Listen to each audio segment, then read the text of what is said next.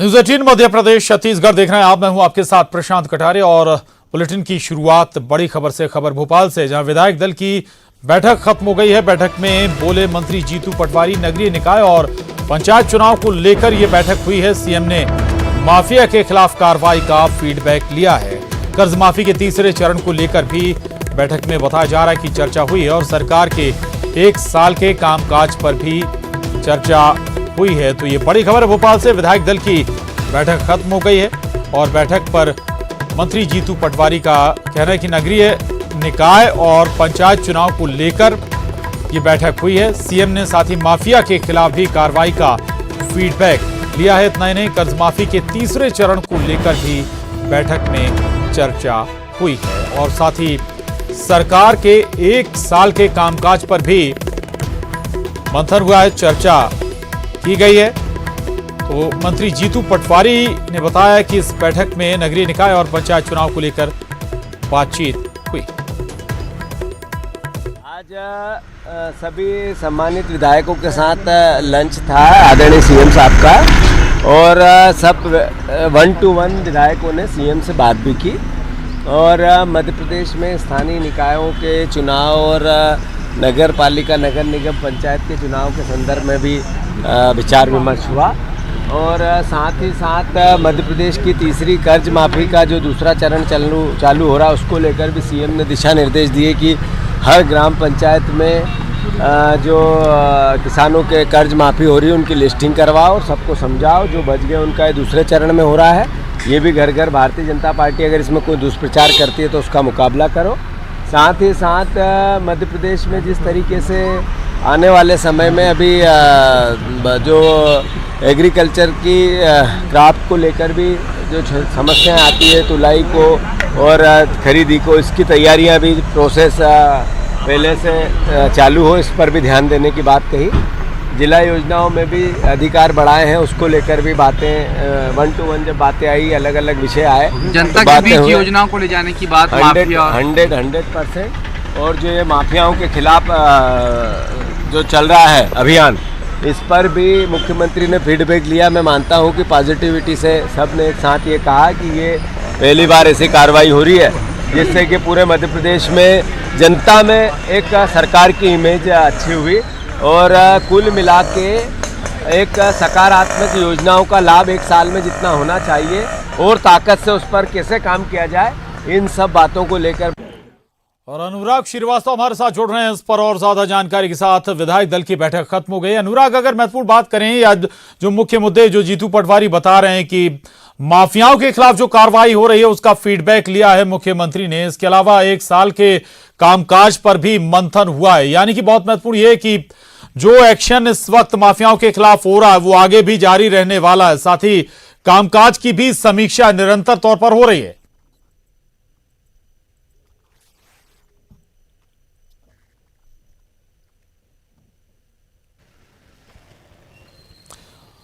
अनुराग, 1 साल का फीडबैक, साथ ही 1 साल में जो कामकाज हुआ उसका आकलन किया गया। दूसरी तरफ माफियाओं के खिलाफ फीडबैक लिया गया कि क्या एक्शन हो रहा है, यानी कि ये संकेत हैं सरकार की तरफ से, मुख्यमंत्री की तरफ से कि जो भी माफिया हैं, शेष रह गए हैं, बच गए हैं, कार्रवाई से नंबर उनका है।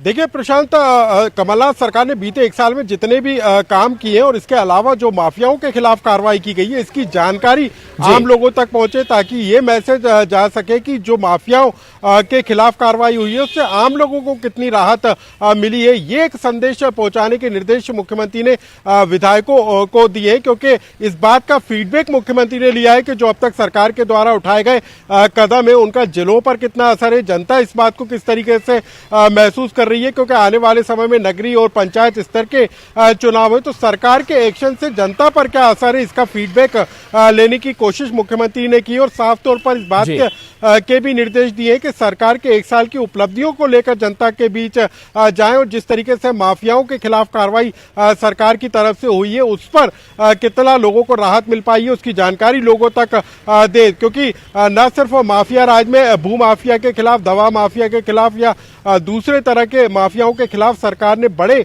स्तर पर कार्रवाई की है, तो ऐसे में उसका क्या फीडबैक है ये लेने की कोशिश आज जरूर बैठक में नजर आई। और मुख्यमंत्री ने कुछ विधायकों से इस बारे में फीडबैक भी लिया है कि उनके जिलों के हालात किस तरीके से, चाहे वो ग्वालियर का मामला हो, इंदौर शहर का मामला हो या दूसरे बड़े शहरों का मामला हो, उन जिलों का फीडबैक लेने का भी काम मुख्यमंत्री कमलनाथ ने आज की बैठक में किया है। जी प्रशांत। बिल्कुल, ये काफी महत्वपूर्ण हो जाता है। इसके अलावा एक और बात, नगरीय निकाय और पंचायत चुनाव भी इस बैठक का विषय रहा चर्चा का, यानी कि तमाम विधायकों को भी बड़ी जिम्मेदारी कह सकते हैं कि नगरीय निकायों में दी जाएगी कि अपने अपने क्षेत्रों में पार्टी को जिताने का खाका तैयार किए करे पार्टी। उस मद्देनजर भी काफी महत्वपूर्ण ये बैठक हम माने अनुराग। बिल्कुल, देखिए नगरीय निकाय चुनाव को लेकर अब सुगबुगाहट काफी तेज हो गई है और यही कारण है कि अब मुख्यमंत्री ने उन विधायकों और मंत्रियों को भी इस बात की जिम्मेदारी दी है कि उनके प्रभार वाले जिले हो या गृह जिले हो, वहां पर जीत की जिम्मेदारी मंत्री और विधायकों की होगी और उसी के आधार पर मंत्री और विधायकों का परफॉर्मेंस भी सरकार तय करेगी। क्योंकि सबसे बड़ी चुनौती कांग्रेस के सामने इसी बात को लेकर है कि नगरीय निकाय चुनाव में किस तरीके का प्रदर्शन उसका रहता है। छत्तीसगढ़ में यदि हम बात करें तो वहां पर कांग्रेस का शानदार प्रदर्शन रहा था और ज्यादातर निगमों पर भी कांग्रेस ने कब्जा जमाया था। ऐसे में मध्य प्रदेश में बेहतर नतीजे कांग्रेस के पक्ष में निकल कर आए, इसी को लेकर अभी से मंथन शुरू हो गया। और इसके अलावा अब किसान कर्ज माफी का तीसरा चरण भी शुरू करने की तैयारी में सरकार नजर आ रही है और इसको लेकर भी मुख्यमंत्री ने विधायकों के साथ चर्चा की है। तो कुल मिलाकर अब सरकार के राडार पर या कहें कांग्रेस पार्टी के राडार पर नगरीय निकाय के चुनाव आ गए और उसको लेकर कौन कौन सी चुनौतियां सरकार के सामने हो सकती है, उनको कैसे दूर किया जा सकता है और कैसे आम लोगों के बीच में कांग्रेस पार्टी की पेट को मजबूत किया जा सकता है, इन तमाम मुद्दों को लेकर आज के विधायक दल की बैठक में चर्चा हुई है। जी बिल्कुल, चर्चा। इसके अलावा एक और बड़ा मसला कर्ज माफी का, जिसको लेकर विपक्ष हमेशा हमलावर रहा है सरकार पर और अब तीसरे चरण को लेकर भी चर्चा इस बैठक में बताया जा रहा है कि कर्ज माफी को लेकर हुई है। बहुत शुक्रिया अनुराग आपका इस पूरी बातचीत के लिए, जानकारी के लिए धन्यवाद आपका। और अब अगली खबर का रुख करेंगे। बड़ी खबर नरसिंहपुर से है, जहां पानी को लेकर मारपीट हुई है। किसानी वार्ड में यह मारपीट बताया जा रहा है कि हुई है। नगर पालिका कर्मचारी से मारपीट की गई है। मोटर खराब होने पर टैंकर पहुंचा था और टैंकर से लोगों को पानी दिया जा रहा था। उसी दौरान ये पूरा विवाद हो गया। 2 लोगों पर इस मामले में केस दर्ज भी किया गया है। तो नरसिंहपुर से ये बड़ी खबर है, जहां पानी को लेकर मारपीट हो गई। किसानी वार्ड का ये मामला बताया जा रहा है। नगर पालिका कर्मचारी से मारपीट की गई है। मोटर खराब होने पर टैंकर यहां पर पहुंचा था। टैंकर से लोगों को पानी मुहैया कराया जा रहा था। उसी दौरान ये तस्वीरें देख रहे हैं आप, जहां पर मारपीट हो गई। निगम के कर्मचारी, नगर पालिका के कर्मचारी के साथ ही यहां पर मारपीट कर दी गई। दरअसल टैंकर के जरिए यहां लोगों को पानी सप्लाई करने की कोशिश नगर पालिका के जरिए की जा रही थी और टैंकर यहां पर पहुंचाया गया था, लेकिन नगर पालिका के कर्मचारी से ही लोगों ने मारपीट शुरू कर दी। दरअसल मोटर खराब होने पर यहां पर पानी का टैंकर पहुंचा था और टैंकर से यहां पर पानी सप्लाई किया जा रहा था। अब इस पूरे मामले में 2 लोगों के खिलाफ केस दर्ज भी हो गया है। आशीष जैन हमारे साथ जुड़ गए हैं जानकारी के साथ। आशीष, आखिर क्यों ये पूरा विवाद हुआ, मारपीट हो गई? जी प्रशांत, ये किसानी वार्ड है नरसिंहपुर का। यहाँ की जो मोटर थी जिससे पानी सप्लाई किया जाता था सारे इलाके में, वो मोटर खराब होने के चलते ये व्यवस्था बनाई गई थी, वैकल्पिक व्यवस्था थी और टैंकर से पानी पहुंचाने की ये तैयारी की गई थी, जिसके चलते एक दैनिक वेतन भोगी कर्मचारी है उसको इस ड्यूटी पे लगाया गया था, जो टैंकर लेके गया था। और उसको जब वो प्रॉपरली व्यवस्थाएं जमा रहा था कि किस तरह से पानी सप्लाई होगी, क्यों बनवा रहा था, लाइन लगवा रहा था लोगों की। इस दौरान कुछ लोगों ने ये कहा कि हम पहले पानी भरेंगे और उस बात को लेके कहासुनी हुई और इस दौरान उसके साथ मारपीट की गई है, जिसके बाद कुछ लोग और दैनिक वेतन भोगी थाने पहुंचे हैं कोतवाली और पुलिस ने 2 लोगों के खिलाफ मामला दर्ज किया है इस मामले को लेके। बिल्कुल बिल्कुल आशीष, स्थानीय लोगों को यह भी समझना चाहिए कि अगर ऐसे हालात या ऐसी मारपीट करेंगे तो हो सकता है जो टैंकर उनके पास पहुंचा है शायद वो भी ना पहुंच पाए। बहुत शुक्रिया आपका इस पूरी जानकारी के लिए आशीष, धन्यवाद। आगे बढ़ते हैं। मध्य प्रदेश विधानसभा में एक बार फिर वास्तु दोष की आशंका को लेकर सियासत गर्म हो गई है। नेता प्रतिपक्ष गोपाल भार्गव ने फिर आज विधानसभा में वास्तु दोष की आशंका जताई है। भार्गव ने कहा है कि मौजूदा विधायक का निधन चिंतनीय है। उन्होंने कहा कि जनप्रतिनिधियों पर मानसिक और शारीरिक तनाव तेजी से बढ़ रहा है। उन्होंने कहा कि विधानसभा में धार्मिक अनुष्ठानों की जरूरत है। वहीं परिवहन मंत्री गोविंद सिंह राजपूत ने जवाब में कहा कि अगर विधानसभा में वास्तु दोष है तो उसे दूर करने के जरूरी कदम उठाए जाने चाहिए।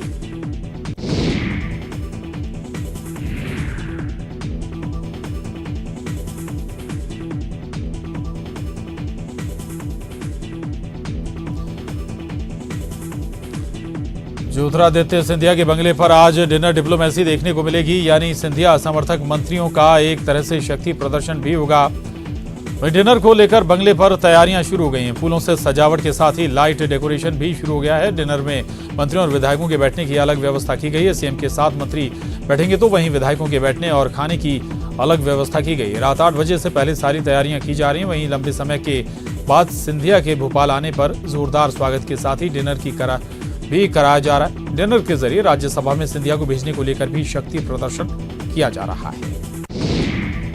मध्य प्रदेश विधानसभा के विशेष सत्र की कार्यवाही कल तक के लिए स्थगित हो गई है। विशेष सत्र के पहले दिन दिवंगतों को श्रद्धांजलि दी गई। सीएम कमलनाथ की अध्यक्षता में हुई कैबिनेट की बैठक में कई अहम फैसले लिए गए। अब पान के किसानों को राहत राशि मिलेगी। वहीं फसलों की बर्बादी पर मुआवजा राशि को बढ़ाया गया है। मुख्यमंत्री सहायता कोष की राशि भी बढ़ाई गई है। जनसंपर्क मंत्री पीसी शर्मा ने जानकारी देते हुए बताया कि बैठक में प्रदेश के विकास और जनता से जुड़े कई फैसले लिए हैं। उन्होंने कहा कि पान की फसल को हुए नुकसान की भरपाई किसानों के लिए सरकार करेगी। वहीं निवाड़ी जिले के नए पद भी स्वीकृत किए गए हैं। छत्तीसगढ़ विधानसभा का आज विशेष सत्र बुलाया गया। राज्यपाल अनुसुईया उइके के अभिभाषण से पहले ही बीजेपी ने सदन से वॉकआउट किया। अजीत जोगी ने भी विधानसभा से वॉकआउट किया। एक दिन के लिए विधानसभा का विशेष सत्र बुलाया गया था। नेता प्रतिपक्ष ने एक दिन के इस विशेष सत्र का विरोध करते हुए इसे संसदीय परंपरा के खिलाफ बताया और पूरे विपक्ष ने वॉकआउट किया। विपक्ष का कहना है कि एक साल में राज्यपाल का 2 बार अभिभाषण नियमों के खिलाफ है। मध्य प्रदेश में 17 जनवरी तक 31वां सड़क सुरक्षा सप्ताह मनाया जा रहा है। इस दौरान भोपाल पुलिस ने नई पहल शुरू की है, जहां बाइक सवारों को हेलमेट नियम का उल्लंघन करने वालों से 100 शब्दों का निबंध लिखवाया जा रहा है। निबंध का विषय है, मैंने सवारी करते हुए हेलमेट क्यों नहीं पहना था।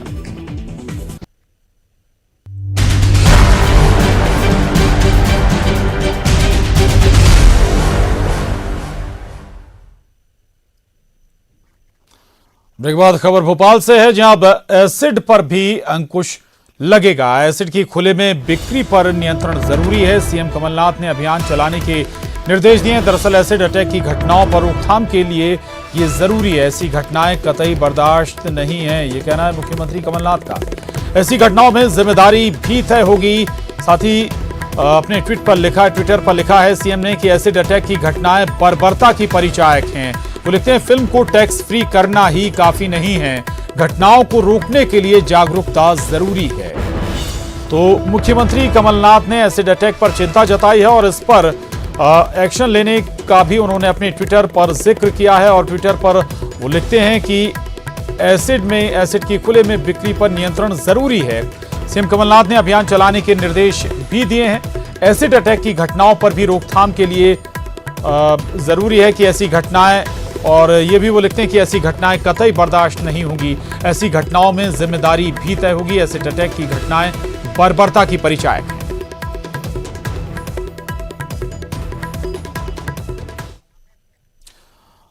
अनुराग श्रीवास्तव हमारे साथ जुड़ गए और जानकारी के साथ। अनुराग, हाल ही में फिल्म छपाक को टैक्स फ्री किया गया था, उस पर कई सवाल उठे थे, लेकिन अब एक कदम और आगे बढ़कर मुख्यमंत्री कह रहे हैं कि एसिड जो होता है उस पर भी नियंत्रण होना चाहिए, जो एसिड अटैक का बड़ा कारण होता है। यानी कि संकेत यहां से मिलने लगे हैं, एसिड पर भी अब नियंत्रण होगा।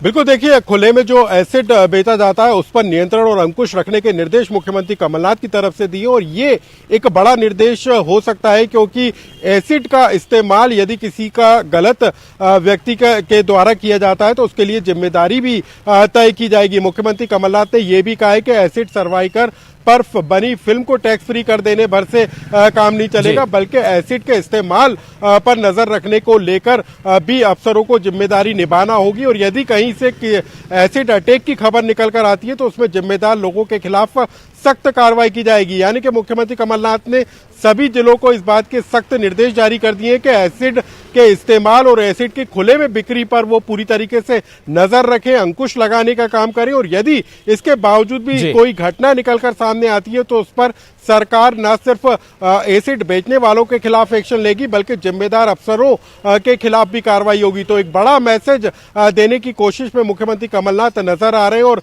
जिस तरीके से उन्होंने जिक्र भी इस बात को लेकर किया है कि इसका पालन करना भी बेहद जरूरी होगा, क्योंकि इस तरह की घटनाएं निकलकर मध्य प्रदेश में सामने नहीं आना चाहिए, खासतौर पर उनके बिल्कुल अनुराग के दौरान। स्वाभाविक इससे अगर वाकई में लागू हो जाता तो अपराध पर काफी हद तक नियंत्रण भी होगा, जो एसिड से जुड़े अपराध हैं उन पर खास तौर से। लेकिन केवल निर्देश और आदेश से क्या बात बन जाएगी अनुराग?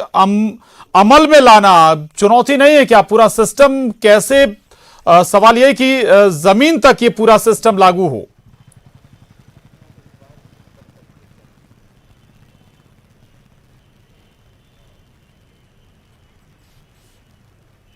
बिल्कुल, देखिए इसको लागू करना जिला प्रशासन की जिम्मेदारी होगी। अनुराग जी, ये चुनौती जरूर हो सकता है, लेकिन मुख्यमंत्री कमलनाथ ने अपनी मंशा को जाहिर कर दिया। और इसके तहत कहीं भी खुले में यदि एसिड बिक्री होती है तो निश्चित तौर पर अफसर जिम्मेदार होंगे। तो साफ तौर पर मुख्यमंत्री का जो संकेत है वो नीचे तक जरूर जाएगा और इसका असर भी देखने को मिलेगा। और खुले में यदि कोई एसिड बिक्री करता हुआ पाया जाता है तो उसके खिलाफ तो कार्रवाई होगी। और यदि एसिड अटैक का कोई मामला सामने निकल कर आता है तो ऐसे में अफसरों की भी जिम्मेदारी तय होगी। तो साफ तौर पर जिला प्रशासन पर, जिला स्तर पर अफसरों की जिम्मेदारी एक तरह से मुख्यमंत्री कमलनाथ ने तय कर दी। और ऐसी घटनाओं पर भी रोक लगाने के निर्देश दिए कि आने वाले दिनों में कभी इस तरह की कोई घटना निकलकर सामने नहीं आए, और यदि आती है तो उसके लिए जिम्मेदार अफसर होंगे। बिल्कुल बिल्कुल अनुराग, बहुत शुक्रिया आपका इस पूरी जानकारी के लिए। तो यानी कि केवल अपराधी के खिलाफ एक्शन नहीं होगा, कार्रवाई नहीं होगी, बल्कि जिन अधिकारियों को जिम्मेदारी दी गई है अगर वो भी अपनी जिम्मेदारी नहीं निभाते तो एक्शन उनके खिलाफ भी ऐसे मामलों में होगा। बहुत शुक्रिया आपका।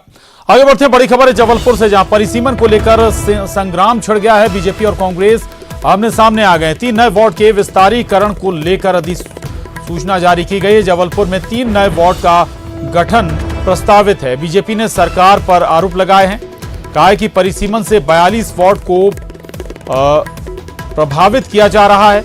बीजेपी प्रभाव वाले वार्डों को प्रभावित किया जा रहा है। पूर्व विधानसभा में 2 वार्ड बढ़ाने की अधिसूचना है। उत्तर मध्य में 1 वार्ड बढ़ाए जाने की तैयारी है। कल तक दावे आपत्ति बुलाने का समय दिया गया है। कांग्रेस ने बीजेपी पर पलटवार किया है। सरकार की हर नीति में बीजेपी को राजनीति दिख रही है। जबलपुर निगम के 79 वार्ड को 82 करने की तैयारी है। प्रतीक अवस्थी हमारे साथ जुड़ गए हैं। प्रतीक, 79 की जगह 82 वार्ड करने यानी 2 वार्ड बढ़ाने से क्या कुछ बदल जाएगा? क्यों बीजेपी विरोध कर रही है? दरअसल प्रशांत, आपको तो मुद्दा सिर्फ 3 वार्ड बढ़ाने का नहीं है, बल्कि उन 42 वार्डों में गठजोड़ करना है, जिसमें कहीं ना कहीं जनसंख्या को घटाया या बढ़ाया जा रहा है। इसी बात से बीजेपी को आपत्ति है, चूंकि उनका स्पष्ट कहना है कि बीजेपी की बढ़त वाले वार्डों को जानबूझ के छेड़ा जा रहा है और उनके वार्डों से कुछ हिस्से या जनसंख्या में फेरबदल करके नए वार्डों का गठन किया गया है। मूल रूप से 2 वार्ड पूर्व विधानसभा में और 1 वार्ड उत्तर मध्य विधानसभा में बनाया जा रहा है, लेकिन तमाम दलीलें और तकनीकी पहलू हैं जिसको लेकर के बीजेपी लगातार आपत्ति जता रही है। कल तक का अंतिम समय है इस 3 वार्ड के प्रस्ताव, जो वार्ड का विस्तारीकरण हो रहा है उसको लेकर आपत्ति देने का। भाजपा ने इस पे आपत्ति अभी दर्ज करा दी है, लेकिन स्पष्ट तौर पे आरोप लगा रहे हैं कि चूंकि अप्रत्यक्ष तौर पे चुनाव होना है तो संख्या बल का प्रभाव रहेगा। इस लिहाज से कांग्रेस ये कोशिश कर रही है कि उनके प्रभाव वाले इलाकों में वोट बढ़ जाए ताकि उनकी संख्या ज्यादा हो सके। प्रशांत,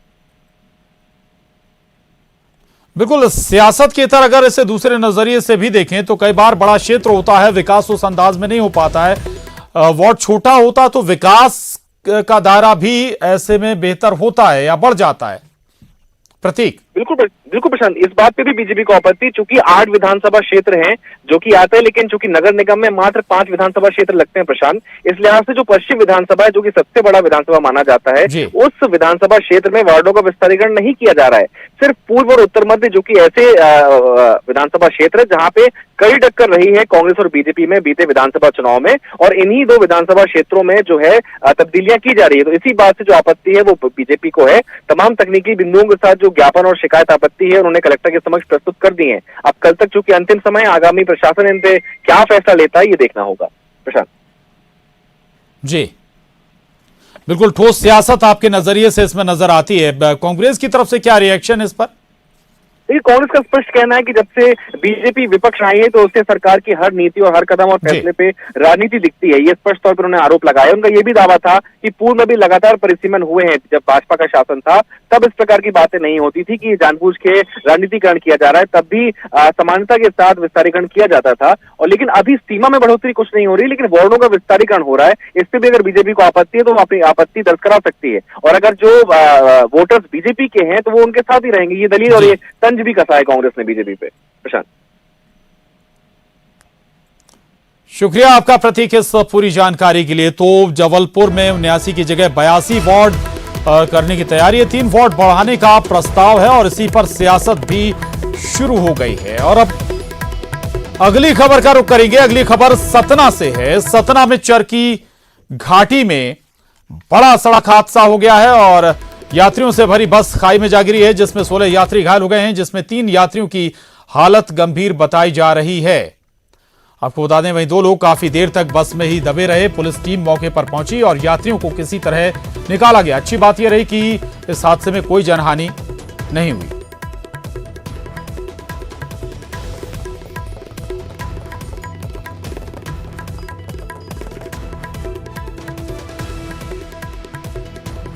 बहरहाल बुलेटिन में बस इतना ही। खबरों का सिलसिला जारी है।